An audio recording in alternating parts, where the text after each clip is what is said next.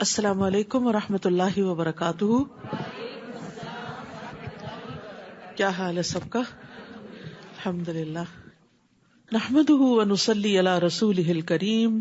اما بعد فاعوذ باللہ من الشیطان الرجیم. بسم اللہ الرحمن الرحیم. رب اشرح لی صدری ویسر لی امری واحلل عقدۃ من لسانی یفقہوا قولی. قرآن مجید کا سیکھنا اور سکھانا بہترین عمل ہے. عثمان رضی اللہ عنہ سے روایت ہے کہ نبی صلی اللہ علیہ وسلم نے فرمایا، خیرکم من تعلم القرآن وعلمہ، تم میں سب سے بہتر وہ ہے جو قرآن سیکھے اور اس کی تعلیم دے. یعنی دو میں سے ایک کام ضرور کرنا چاہیے، یا طالب علم بنے رہیں یا پھر معلم بنے. قرآن کے پڑھنے پڑھانے والے لوگ اللہ کے خاص لوگ ہوتے ہیں، خاص بندے ہوتے ہیں. انس رضی اللہ عنہ سے روایت ہے، وہ کہتے ہیں کہ رسول اللہ صلی اللہ علیہ وسلم نے فرمایا، بے شک لوگوں میں سے کچھ اہل اللہ ہوتے ہیں. آپ صلی اللہ علیہ وسلم سے پوچھا گیا کہ ان میں سے کون لوگ اہل اللہ ہوتے ہیں، یعنی اللہ والے. آپ صلی اللہ علیہ وسلم نے فرمایا، اہل قرآن اہل اللہ ہیں اور اس کے خاص لوگ ہوتے ہیں. یعنی جن لوگوں کا تعلق قرآن مجید سے مضبوط ہوتا ہے وہ اللہ کے خاص بندے ہوتے ہیں، وی آئی پیز ہوتے ہیں. قرآن کی بدولت اللہ اور اس کے رسول کی محبت حاصل ہوتی ہے. ابن مسعود کہتے ہیں، جو شخص قرآن سے محبت کرتا ہے وہ دراصل اللہ اور اس کے رسول سے محبت کرتا ہے، اور یہ دونوں محبتیں ہمارے ایمان کا حصہ ہیں. ابو سعید خدری بیان کرتے ہیں کہ ایک آدمی میرے پاس آیا اور اس نے مجھے کہا کہ مجھے کوئی وصیت کریں. تو میں نے کہا، تم نے جو سوال مجھ سے کیا ہے، میں نے تم سے پہلے یہی سوال رسول اللہ صلی اللہ علیہ وسلم سے کیا تھا، اور آپ نے فرمایا تھا، میں تمہیں اللہ سے ڈرنے کی وصیت کرتا ہوں کیونکہ یہ ہر چیز کی بنیاد ہے، اور جہاد کو لازم پکڑ لو کہ وہ اسلام کی رہبانیت ہے، اور اللہ کے ذکر اور قرآن کی تلاوت کا اہتمام کیا کرو کیونکہ وہ آسمان میں تمہارے لیے باعث رحمت اور زمین میں تمہارے لیے باعث تذکرہ ہیں. اور قرآن کی بدولت مطلوبہ چیز کا حصول آسان ہو جاتا ہے. امام ابراہیم مقدسی اپنے شاگرد عباس بن عبد الدائم کو وصیت کیا کرتے تھے کہ قرآن کی کثرت سے تلاوت کرو اور اسے ترک نہ کرو، تو تم جو طلب کرنا چاہتے ہو وہ تمہارے لیے اتنا ہی آسان ہو جائے گا جتنی تم قرات کرو گے. یعنی تمہاری قرات کی مقدار کے مطابق، تمہارے قرآن سے تعلق کے مطابق تمہاری چیزیں تمہارے لیے آسان ہو جائیں گی، تمہارے کام تمہارے لیے آسان ہو جائیں گے، تمہاری مقاصد پورے ہو جائیں گے. تو اللہ سبحانہ وتعالی ہمیں بھی رمضان میں اور اس کے بعد بھی زیادہ سے زیادہ قرآن پڑھتے رہنے کی توفیق عطا فرمائے. 13واں پارہ. اعوذ باللہ من الشیطان الرجیم. بسم اللہ الرحمن الرحیم. وما ابرئ نفسی ان النفس لامارۃ بالسوء الا ما رحم ربی ان ربی غفور رحیم. وقال الملك ائتوني به استخلصه لنفسي فلما كلمه قال انك اليوم لدينا مكين امين. شروع کرتی ہوں اللہ کے نام سے جو بے انتہا مہربان نہایت رحم فرمانے والا ہے. اور میں اپنے آپ کو پاک صاف نہیں کہتا کیونکہ نفس تو اکثر برائی پر اکساتا رہتا ہے، مگر جس پر میرے رب کی رحمت ہو. یقیناً میرا رب معاف کرنے والا، رحم کرنے والا ہے. یوسف علیہ السلام اپنے بارے میں کہتے ہیں کہ اگرچہ میری صفائی پیش ہو چکی ہے لیکن اس کے باوجود میں اپنے آپ کو، اپنے نفس کو پاک نہیں کہتا. قرآن مجید میں ایک دوسری جگہ بھی ہمیں یہ ہدایت دی گئی ہے، وَلَا تُزَكُّوا أَنفُسَكُمْ، کہ اپنے آپ کو پاکیزہ مت قرار دو، اپنے آپ کو بہت نیک نہ سمجھو، اپنے آپ کو گناہوں سے پاک مت سمجھو. ہر انسان کسی نہ کسی درجے پر کہیں نہ کہیں کسی نہ کسی غلطی کا شکار ہو جاتا ہے، اور جو جتنا زیادہ تقوی رکھتا ہے، جو جتنا زیادہ اللہ کے قریب ہوتا ہے، اتنا ہی ڈرتا ہے، اور اس کو اتنی ہی زیادہ اپنی غلطیاں بھی نظر آتی ہیں، اور ان غلطیوں کی بنا پر ہی وہ اللہ سے ڈرتا ہے کہ میں نے اللہ کی عبادت کا حق ادا نہیں کیا اور بہت سی کوتاہیاں کی ہیں۔ تو یوسف علیہ السلام ایک عظیم انسان تھے، اگرچہ وہ انتہائی صابر اور متقی انسان تھے، لیکن پھر بھی وہ اپنے آپ کو بری ذمہ قرار نہیں دیتے اور برائی کی نسبت نفس کی طرف کرتے ہیں کہ نفس تو اکثر برائی پہ اکساتا رہتا ہے، مگر جس پر میرے رب کی رحمت ہو، یعنی انسان اپنے نفس کی شرارت سے صرف اسی وقت بچ سکتا ہے جب اللہ کی رحمت ہو انسان پر، ورنہ انسان اپنے ہی نفس سے دھوکا کھا جاتا ہے اور غلط چیز کو خوبصورت سمجھ کر، اچھا سمجھ کر، فائدہ مند سمجھ کر اس کو کر بیٹھتا ہے، چاہے اس کے بعد اس کو ندامت ہی کیوں نہ ہو۔ یقیناً میرا رب معاف کرنے والا، رحم کرنے والا ہے۔ عام طور پر نفس کی 3 اقسام بتائی جاتی ہیں۔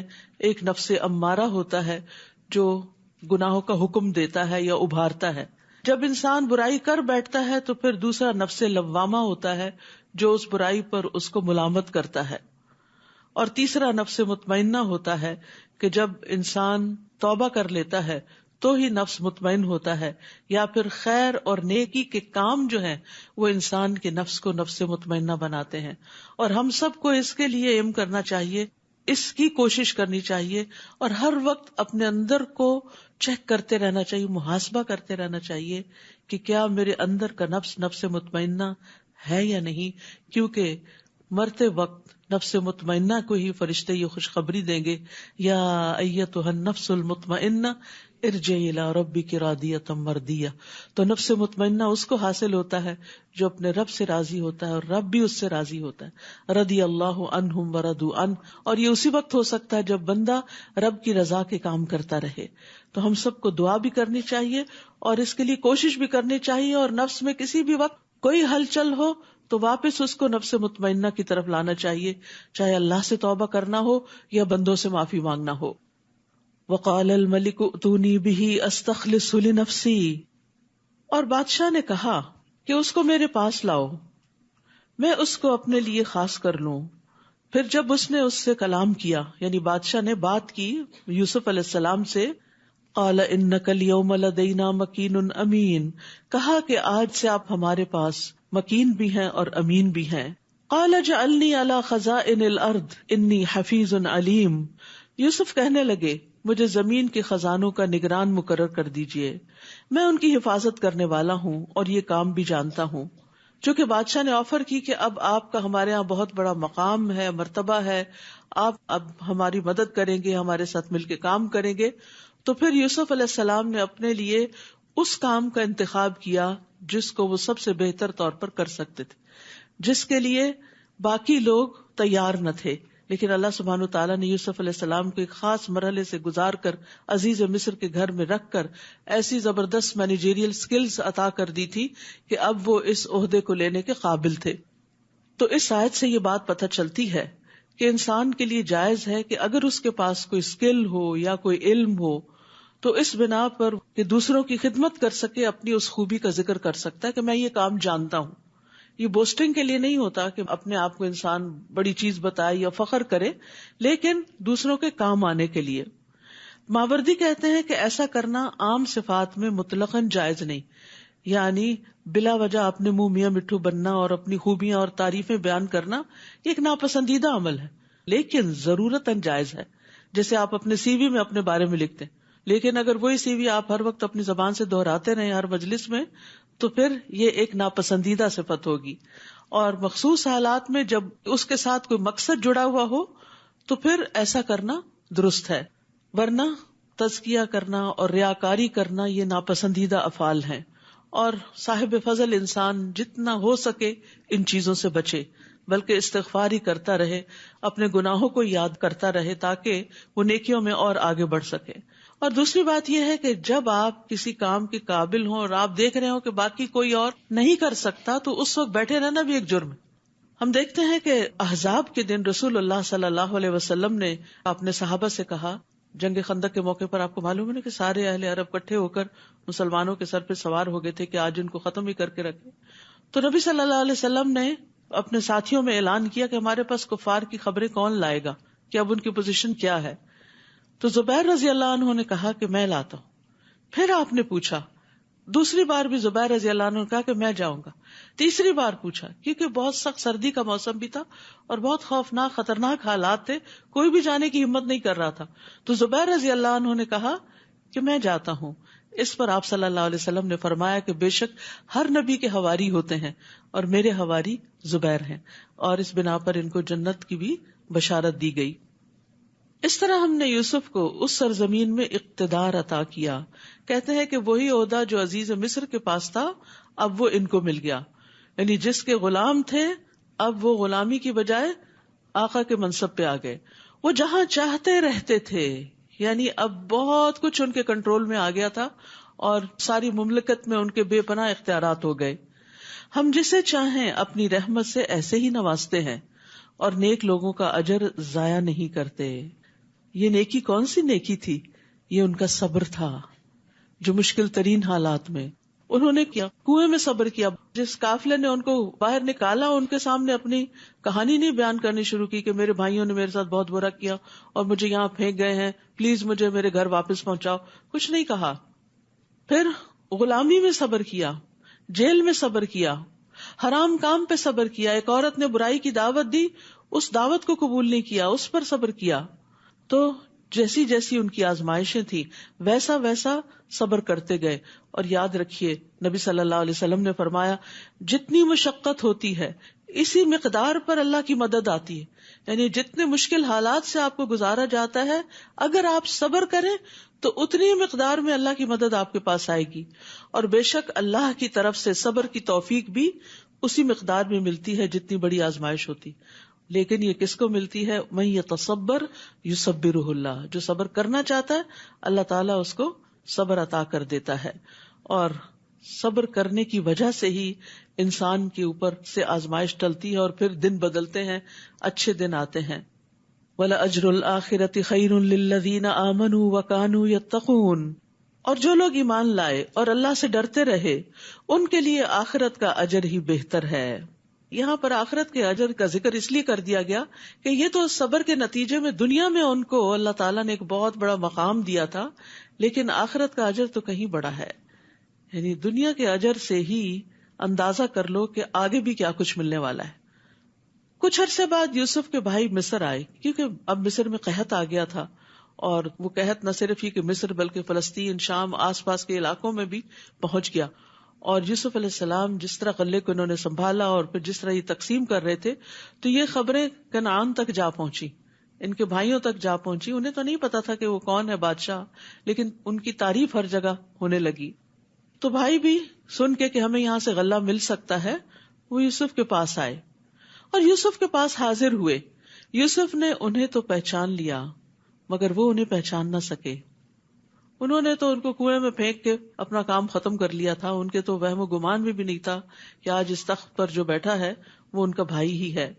پھر جب یوسف نے ان کی واپسی کا سامان تیار کر دیا تو ان سے کہا, اب آؤ تو اپنے سوتیلے بھائی کو بھی میرے پاس لانا.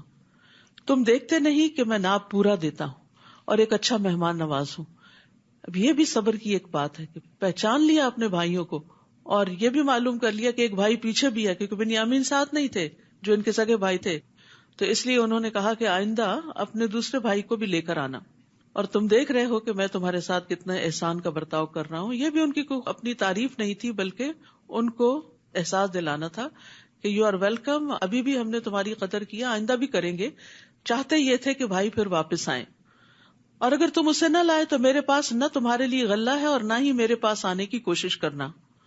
وہ کہنے لگے ہم اس کے والد کو اس کام پر آمادہ کریں گے اور یہ کام کر کے رہیں گے.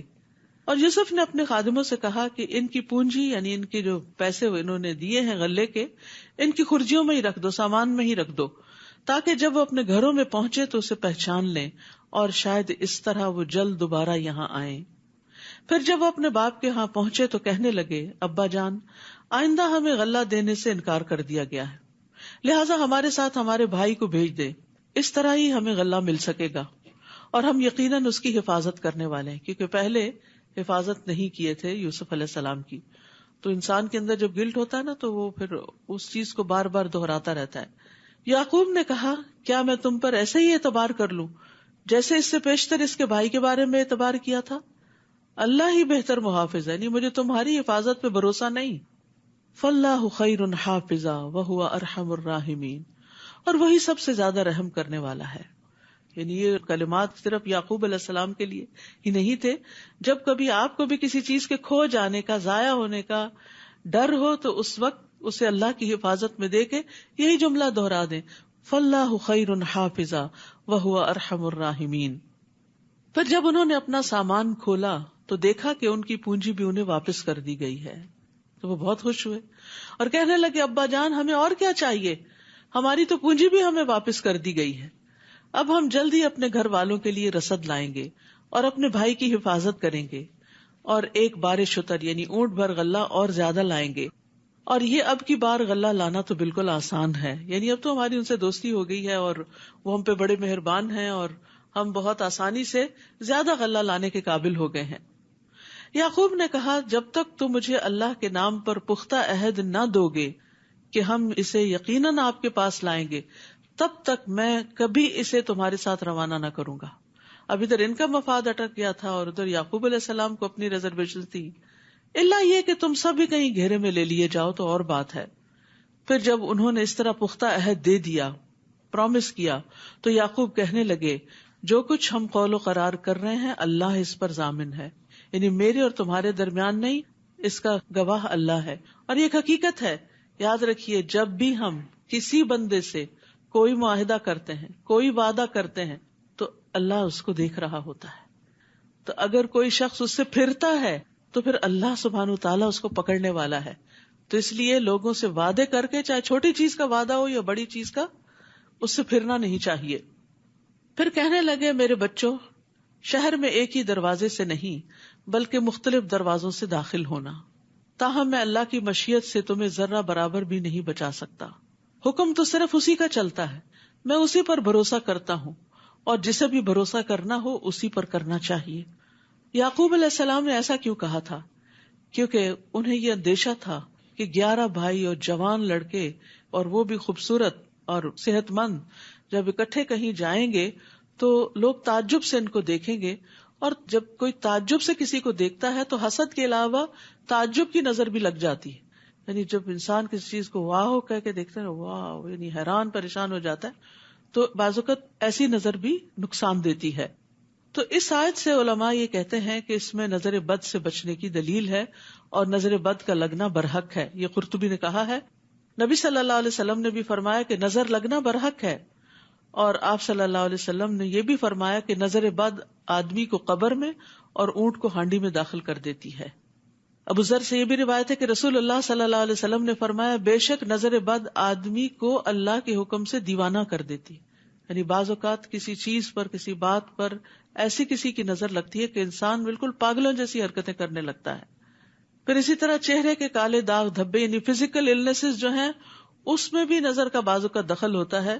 ام سلمہ رضی اللہ عنہا سے مروی ہے کہ نبی صلی اللہ علیہ وسلم نے ان کے گھر میں ایک لڑکی دیکھی جس کے چہرے پر کالے دھبے پڑ گئے تھے. آپ نے فرمایا اس پر دم کرو کیونکہ اسے نظر بد لگ گئی ہے، یعنی اس وجہ سے اس کے چہرے پر یہ نشان پڑ گئے ہیں. آپ صلی اللہ علیہ وسلم نے یہ بھی فرمایا کہ اللہ کی قضاء و قدر کے بعد نظر بد ہی میری امت کے اکثر لوگوں کی موت کا باعث بنے گی. نظر بد ایک قسم کا تیر ہوتا ہے جو جس کے ساتھ حسد ہوتا ہے یا جس کی تعریف کی جا رہی ہوتی ہے اس کو جا کے لگتا ہے، اور اگر اس شخص نے اپنا بچاؤ نہ کر رکھا ہو، حفاظت کی دعائیں نہ پڑھ رکھی ہوں، اذکار نہ کر رکھے ہوں، تو کوئی پروٹیکشن نہیں ہوتی اور وہ تیر جا لگتا ہے انسان کو. تو اسی لیے ہمیں دعائیں، اذکار اور جو معوذتین ہیں ان کو پڑھنے کا خاص اہتمام کرنا چاہیے. معوذتین کو صبح شام 3 بار پڑھنے کا حکم ہے، اور ہر نماز کے بعد بھی پڑھنے کا حکم ہے. نبی صلی اللہ علیہ وسلم ان صورتوں کے اترنے سے پہلے انسانوں اور جنوں کی نظر بد سے پناہ مانگا کرتے تھے. جب معوذتین نازل ہوئی تو آپ نے ان کو پڑھنا شروع کر دیا اور باقی چیزیں چھوڑ دی.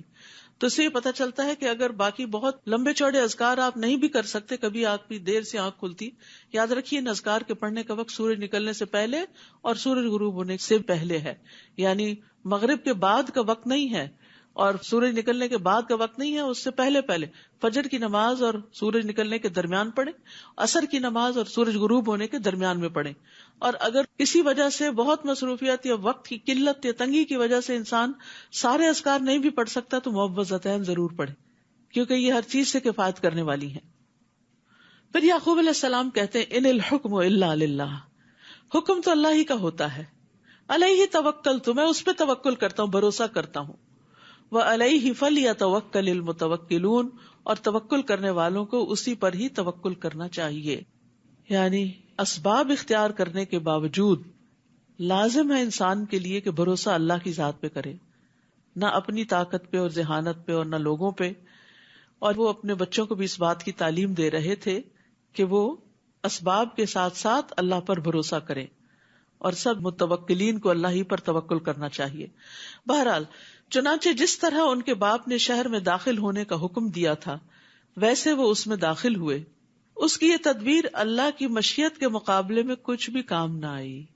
یہ تو محض یعقوب کے دل کا ارمان تھا جسے اس نے پورا کیا تھا. بے شک وہ ہماری دی ہوئی تعلیم کی وجہ سے صاحب علم تھا یعقوب علیہ السلام، مگر اکثر لوگ یہ حقیقت نہیں جانتے، ان کو ان باتوں کا علم بھی نہیں ہوتا. اب ہوا یہ کہ جس چیز سے وہ ڈر رہے تھے وہی ہوئی. کہا جاتا ہے کہ اپنے خیالات کو ہمیشہ پازیٹو رکھیں، کیونکہ جب آپ کی سوچیں منفی ہوتی ہیں تو ایک لا آف اٹریکشن ہوتا ہے کہ جس میں آپ جس طرح سوچتے ہیں چیزیں ویسے ہی ہونا شروع ہو جاتی ہیں. مثلاً آپ کسی انسان سے ملتے ہوئے ڈر رہے ہوتے ہیں کہ یہ مجھے کچھ کہہ نہ دے، اور اسی ڈری شکل کے ساتھ اسے جا کے ملتے اور واقعی پھر کہہ بھی دیتا ہے. تو اس سے پہلے اپنے اندر کو تبدیل کریں، یعنی باہر کی تبدیلی سے پہلے اندر کی سوچیں تبدیل کریں. جتنی آپ کی سوچیں مثبت ہوتی چلی جائیں گی اتنے ہی آپ بہادر اور مضبوط ہوتے چلے جائیں گے اللہ کے اذن سے. اور یہ توکل کرنے سے اور اللہ کا سہارا پکڑنے سے ہی ہوتا ہے. یعنی مثبت سوچ صرف اس وقت ہو سکتی ہے انسان کی جب انسان اللہ کے بارے میں گمان اچھا رکھے کہ خیر ہوگی. فاللہ خیر حافظہ، حفاظت اللہ ہی کی ہے، اللہ ہی بچانے والا ہے. اچھا بعض اوقات یہ بھی ہوتا ہے آپ ساری پروٹیکشن کی دعائیں پڑھ لیتے ہیں، سارے اسباب اختیار کر لیتے ہیں، اس کے باوجود پھنس جاتے ہیں جہاں پھنسنا ہوتا ہے. پھر اب آپ کہتے ہیں کہ وہ میں نے جو پڑھا تھا اس کا کیا ہوا، ہم نے تو استخارہ کر کے شادی کی تھی، پھر یہ مشکل کیوں پیش آئی. نہیں، پھر بھی آ سکتی. اب یہاں آپ دیکھیں سب کچھ انتظامات ہو رہے ہیں، لیکن یعقوب علیہ السلام کو ایک اور صدمہ دیکھنا پڑا. لیکن یہ وقتی تھا، اس میں کوئی حکمت تھی، اور یہ وقت گزر گیا اور آگے آپ دیکھیے کتنی بڑی بڑی ترقیاں ہوئی. تو چاہے شادی کا استخارہ کر کے آپ شادی کریں، پھر اگر کچھ مشکلات پیش آ جائیں تو بعض اوقات اللہ تعالیٰ آپ کو ان مشکلات سے گزار کے مضبوط کرتا ہے. کچھ چیزیں آپ نے کتابوں میں نہیں سیکھی ہوتی، وہ آپ کو بندے سکھاتے ہیں. کچھ ایسے بندے زندگی میں مل جاتے ہیں جو آپ پہ بڑے مہربان ہوتے ہیں، محبتیں ان کی آپ کو بہت کچھ سکھا جاتی ہیں. لیکن کچھ بڑے مشکل لوگ بھی زندگی میں آ جاتے ہیں جن کے تلخ رویے آپ کو بہت کچھ سکھا جاتے ہیں اور بہت بہادر کر دیتے ہیں. اور پھر دل اللہ کے ہاتھ میں معلوم نہیں کب بدل جائے، اس کے بعد اچھے حالات بھی آ جاتے ہیں. تو کبھی استخارے کو بلیم نہ کریں اور کبھی اذکار کو بلیم نہ کریں کہ کوئی فائدہ نہیں دعائیں کرنے کا کیونکہ وہی ہو گیا. پھر نہیں، اس میں بھی خیر ہے. اگر حالات آپ کی توقع کے خلاف ہو گئے تو اس میں بھی خیر تھی. ایک خیر وہ ہوتی ہے جس کو آپ خیر دیکھتے ہیں، عسیٰ ان تکرہوا شیئا، اور ہو سکتا ہے ایک چیز کو تم ناپسند کرو کہ یہ نہیں اچھا ہوا، وہو خیر لکم، اور وہی تمہارے حق میں اچھی. وعسیٰ ان تحبوا شیئا وہو شر لکم، ہو سکتا ہے ایک چیز تمہیں بڑی پسند ہو کہ یہ اچھی ہے اور اسی میں شر ہو. تو ہم نے خیر اور شر کو اپنے حساب سے بنا رکھا ہے. ہماری نظریں جس چیز کو خیر دیکھتی ہیں بس اس کو ہی ہم خیر سمجھتے ہیں، اور جو تکلیف دہ حالات زندگی میں آ جاتے ہیں اس کو ہم اپنے لیے خیر نہیں سمجھتے. حدیث میں آتا ہے مومن کے ہر حال میں خیر ہوتی ہے. اس کو نعمت پہنچتی ہے وہ شکر ادا کرتا ہے، اور اس کو تکلیف پہنچتی ہے تو وہ صبر کرتا ہے، اور یہ چیز اس کے حق میں بہتر ہوتی ہے. تو اس لیے ہر حال میں اللہ کی رضا پہ راضی رہیں اور اچھے دنوں کا انتظار کرتے رہیں کہ یہ وقت بھی گزر جائے گا. This shall to pass. اب قافلہ آ جاتا ہے مصر. جب یہ لوگ یوسف کے پاس آئے تو یوسف نے اپنے بھائی کو اپنے ہاں جگہ دی، بنیامین کو. دو سب کو رکھا، بنیامین اکیلے رہ گئے. تو پھر چپ کے ان سے ملاقات کی اور سب حالات لیے دیے، اور اسے بتا دیا کہ میں ہی تیرا بھائی یوسف ہوں، لہٰذا تم اب ان باتوں کا غم نہ کرو جو یہ کرتے رہے ہیں. یہ ہوتا ہے معاف کرنا. عام طور پر ہم معاف کرنے کی بات تو کرتے ہیں لیکن ہم صرف الفاظ ادا کرتے ہیں. میں نے معاف کیا، میں نے سب کو معاف کیا، اور رنج غم تکلیف دل سے نکالتے ہی نہیں ہے. تو آپ دیکھیے اتنا برا ہاتھ لگ چکا تھا ان کو بھائیوں سے، اور پھر بنیامین نے لازماً بتایا ہوگا کہ آپ کے بعد مجھ پہ کیا کچھ بیتی ہے، کیونکہ ستیلے بھائی جو تھے اور سب سے چھوٹے بھی تھے. وہ کہتے ہیں نا سگ باش برادر خرد نہ باش، کہ چھوٹا بھائی بننا جو ہوتا ہے وہ بڑا ایک تکلیف دہ عمل ہوتا ہے. تو معلوم نہیں کس کس قسم کے مسائل سے، ان مسائل کا یہاں کوئی ذکر نہیں، لیکن یوسف علیہ السلام کا یہ جملہ بتا رہا ہے فلا تبتئس بما کانوا یعملون، جسٹ اگنور دم، اعراض برتو، ان باتوں کا غم نہ کرو جو یہ کرتے رہے. کتنا اچھا مشورہ، کتنی زبردست کاؤنسلنگ ہے کہ ان باتوں کو چھوڑ دو، بلا دو ان کو، اور اسی میں خیر ہوتی ہے. کیونکہ جب انسان ان چیزوں کو بلاتا نہیں ہے تو اپنی ہی صحت پر اثر پڑتا ہے. جان ہاپکنس کی ایک کیرن ہے، انہوں نے کچھ ریسرچز کی تھی، تو وہ کہتے ہیں کہ دکھی اور مایوس ہونے سے انسان کا جسم بوجھل رہتا ہے، اور دکھ اور مایوسی کی وجہ سے ڈپریشن، دل کے امراض، ڈائبٹیز، بلڈ پریشر، انگزائٹی اور تناؤ جیسے امراض کا خطرہ بڑھ جاتا ہے. جبکہ معاف کرنے سے انسان پرسکون رہتا ہے اور صحت مند زندگی کا ضامن ہے. ان کے خیال میں معاف کرنا صرف الفاظ کہنا نہیں، بلکہ یہ ایک اصلاحی عمل ہے جس میں انسان ایک شعوری فیصلہ کرتا ہے کہ اسے دوسرے کو معاف کرنا ہے. یعنی ایک پراپر ڈیسیژن بناتا ہے کہ میں نے اس چیز کو نکال دینا اپنے دل سے، اور یہ منفی سوچیں دل سے نکالی. معاف کرنا کیا ہے؟ نیگیٹو تھنکنگ اپنے اندر سے نکال باہر پھینکنا. جیسے ہی آپ اپنے اندر سے غصہ، نفرت اور دشمنی نکالتے ہیں، آپ کے دل میں دوسرے کے لیے ہمدردی، محبت اور پیار کے جذبات جنم لینے لگتے ہیں، اور آپ کے دل بھی نرم ہو جاتے ہیں، خاص طور پر اس کے بارے میں جس نے آپ کو اذیت دی ہوتی. اور ایک کہاوت ہے کہ معاف کرنے سے ماضی تو نہیں بدلتا مگر مستقبل خوبصورت ہو جاتا ہے. تو اپنے ہی خوبصورت مستقبل کے لیے انسان اپنی منفی سوچوں کو، جن کو ہر وقت وہ اندر پروسیس کرتا رہتا ہے، ان کو نکال باہر کرے اور اس کی جگہ بہتر چیز ذہن میں لائے. اس کے لیے بہت ضروری ہوتا ہے کہ اچھی سوچ انسان کے اندر ہے. یہی وجہ ہے کہ قرآن شفا ہے دلوں کے اندر جو بیماریاں ہیں، کیونکہ قرآن انسان کی سوچ بدل دیتا ہے، نفع اور نقصان کے پیمانے اور معیار بدلتا ہے. کہ دنیا میں اگر کچھ نہیں ملا تو سو واٹ، مچھر کے پر برابر بھی نہیں. اگر وہ مچھر کا پر تمہیں نہیں ملا تو کیا نقصان ہو گیا؟ کبھی مچھر مر جاتا ہے اور اس کا پر گر جاتا ہے تو آپ اس کے پیچھے تھوڑی بھاگتے ہیں. تو دنیا میں کبھی انسانوں کی طرف سے، کبھی مالی اعتبار سے، کبھی اولاد کی طرف سے کوئی نہ کوئی پریشانی انسان کو آتی رہتی، لیکن اس کو مچھر کا پر ہی سمجھیں اور اس کو اڑا دیں، ہٹا دیں اپنے آپ سے، اور آخرت پر فوکس کریں. جس کا فوکس شفٹ ہو جاتا ہے، جس کا فوکس بڑی چیز پہ چلا جاتا ہے، وہ چھوٹی چیزوں کو پھر اگنور کرتا ہے، تبھی وہ بھلا سکتا ہے، ورنہ نہیں بھلا سکتا. کیونکہ ہم کہتے ہیں نا ہم کیسے بھلائیں، بھولتے نہیں غم، اس لیے کہ غم آخرت نہیں لگا. غم آخرت لگ جائے، وہاں کی فکر لگ جائے تو یہاں کے بہت سے غم ختم نہ بھی ہوں تو کم از کم ضرور ہو جائیں گے. اب ہم صحابہ کی زندگیوں میں دیکھتے ہیں کہ ان کے اندر کوئی بیچارگی نہیں اور کوئی لوگوں کے شکوے شکایتیں نہیں، اور انہوں نے اپنی زندگیاں اس چیز میں ضائع نہیں کی. وہ ایک بڑے مقصد کے لیے مصروف عمل رہتے تھے. اللہ پہ توکل، ایمان اور اللہ کی محبت کے علاوہ وہ اللہ کے دین کے کاز میں لگے رہتے تھے اور اپنے آپ کو تھکاتے تھے. جو اللہ کی راہ میں اپنے آپ کو تھکا دیتا ہے اس کے اندر سے لازماً یہ چیزیں نکلنا شروع ہو جاتی، اور یہ ہماری صحت کے لیے ضروری ہے کہ ہم ان چیزوں کو بھلا دیں، نکال دیں اپنے اندر سے. لہٰذا اب تم ان باتوں کا غم نہ کرو جو یہ کرتے رہے ہیں. لیو دم.